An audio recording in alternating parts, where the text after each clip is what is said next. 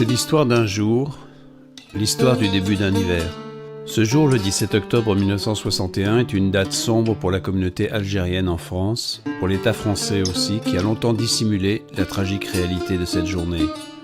C'est l'histoire d'une vérité qui se cherche, d'une mémoire qui se reconstruit peu à peu, de citoyens qui ont fait le choix des deux côtés de la Méditerranée d'en savoir plus et d'apaiser cette blessure pour inventer un avenir commun.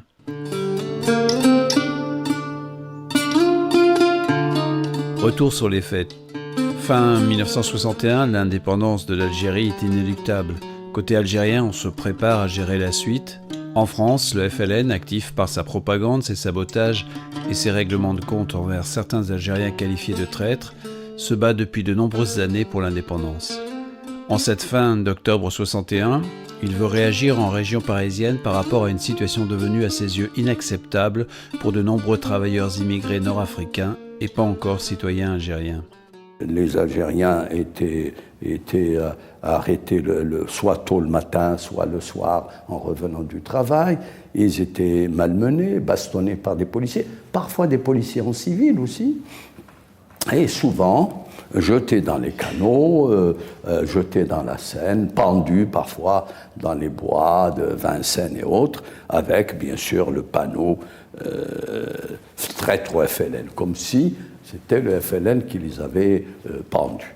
Et puis arrive, si vous voulez, la goutte qui fait déborder le vase, c'était la déclaration ou le communiqué du 5 octobre 1961 de M. Papon. Ce communiqué, c'était en réalité, en fait, un couvre-feu particulier qui visait spécialement, disait M. Papon, les Nord-Africains. En réalité, ça visait les Algériens, puisque le problème tunisien et marocain ne se posait pas. Il leur conseillait vivement de ne pas circuler. Il conseillait aux Algériens de ne pas circuler à plus de 2 personnes. Dès qu'il y a 3 Algériens ensemble, ils sont censés constituer un danger pour la sécurité. Et donc la police avait des ordres, soit de les interpeller, les disperser, ou même d'utiliser la force. C'était donc, sur ce plan-là, c'était un couvre-feu ethnique, raciste, qui ne pouvait pas être acceptable. Ce qui m'a le plus chagriné, c'est qu'on avait décrété un couvre-feu des Algériens. C'était quelque chose d'abominable et puis pas logique, quoi. C'est-à-dire que si on avait le type algérien, on n'avait pas le droit de sortir à partir de 21h jusqu'à 5h du matin. Ça, c'est quelque chose de terrible.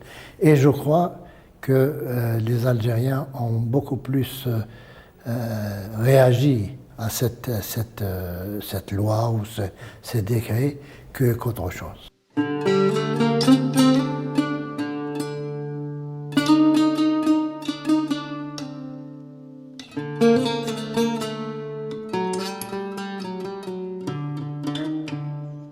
Donc, Papon, nous disons interdiction de circuler à plus de 3 le soir, eh bien, nous allons circuler à 30 000 d'un coup. Et avec cela, nous allons montrer que les Algériens sont victimes d'un couvre-feu qui est illégal, injuste, anticonstitutionnel, etc.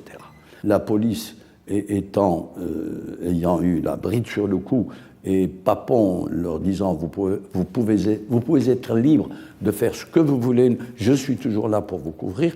Donc il y a la police, les services de répression se sont comportés d'une façon particulièrement sauvage. On a assisté à un massacre.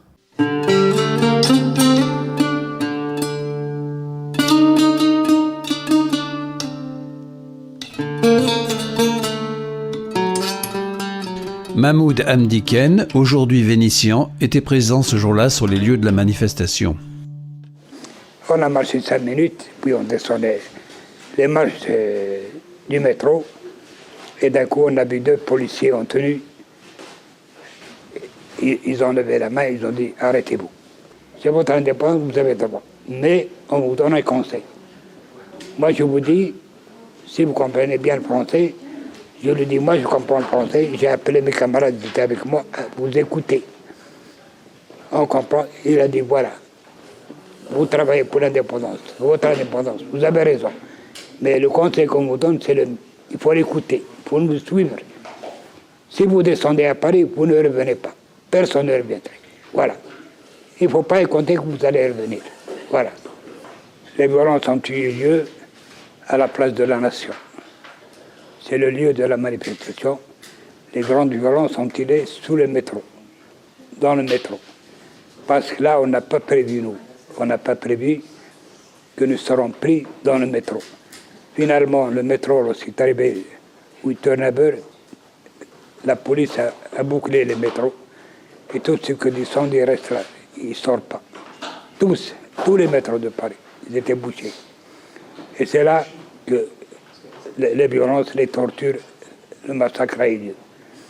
Et moi, je crois, d'après les informations qu'on a reçues, ceux-là, ils sont restés jusqu'à 3h ou 4h du matin. C'est ceux-là qui sont ramassés et sont amenés, sont jetés dans la Seine. Nous, on allait descendre dans le métro. Il y avait un groupe de Français, ils étaient 7 ou 8. Ils sont sortis du métro, ils ont dit où vous allez. Et on descend le métro. Pour aller, on va rentrer chez nous. Ils ont dit méfiez-vous, le métro était plein. Il y a la police qui tabasse et qui massacre vos frères.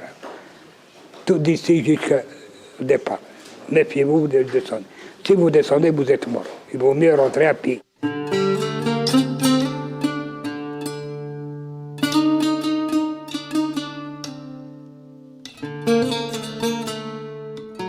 Depuis quelques années en France et dans le Grand Lyon, de plus en plus de communes célèbrent la date du 17 octobre 61. À Vaux-en-Velin, l'espace Projet Interassociatif organise plusieurs manifestations autour de cet anniversaire. Quand on a commencé, nous, dans les années 90, personne ne le faisait le 17 octobre. Personne ne parlait du 17 octobre parce que jusque dans les années 80, ça se faisait entre Algériens, c'était ce qu'on appelait la journée de l'immigration, puisque c'était la 7e Oudaya, donc la partie française, qui célébrait ou qui commémorait ce 17 octobre. Et petit à petit, ce qui était clandestin est devenu un peu plus, je dirais, visible, un peu plus officiel. Et puis, la reconnaissance de la guerre d'Algérie comme une guerre a permis de pouvoir faire tomber et pouvoir parler de cette histoire-là. La France d'aujourd'hui se construit aussi avec les histoires d'hier, et qu'on ne pourra pas construire la France de demain si la France ne reconnaît pas l'ensemble de l'histoire d'hier comme étant aussi son patrimoine. Les beaux côtés, les mauvais côtés. Donc les beaux côtés, c'est facile à accepter, les pages sombres sont plus difficiles. Et ça vaut pour la France, mais ça vaut aussi pour les gens qui composent la France, les individus qui composent la France. Ces individus sont multiples, ils ont des histoires. Et pour être, des éléments de la France de demain, il faut que leur histoire soit acceptée et que leur souffrance aussi soit acceptée. Donc voilà, c'est pour ça qu'il nous semble que construire la France de demain, c'est aussi parler de la France d'hier. Ce morceau d'histoire particulier, qui est la décolonisation algérienne, a laissé des traces importantes dans les deux sociétés. Et cette histoire n'est pas reconnue à sa juste valeur dans les deux sociétés. Et depuis quelques années, on insiste beaucoup pour faire venir des gens d'Algérie, venir parler ici, en France, à des gens qui aujourd'hui sont complètement français, mais des Français à qui il manque, un petit morceau d'histoire. Et donc, eux, ils viennent de ramener la petite pièce du puzzle, et en plus avec un discours de réconciliation, de construisez-vous aussi pour aller plus loin et qu'on construise des vraies passerelles entre nous. Parmi les invités de l'EPI, Mostefa Boudina, condamné à mort à la prison Montluc à Lyon. La longueur de l'instruction lui sauva la vie, ce qui ne fut pas le cas de nombreux camarades qu'il a vu partir pour la guillotine dans cette prison. J'ai connu Lyon dans d'autres circonstances. J'ai connu Lyon du racisme. J'ai connu Lyon de la douleur. J'ai connu Lyon de la mort. Aujourd'hui, je suis très heureux d'assister avec vous et de connaître Lyon, de l'espoir et de l'avenir.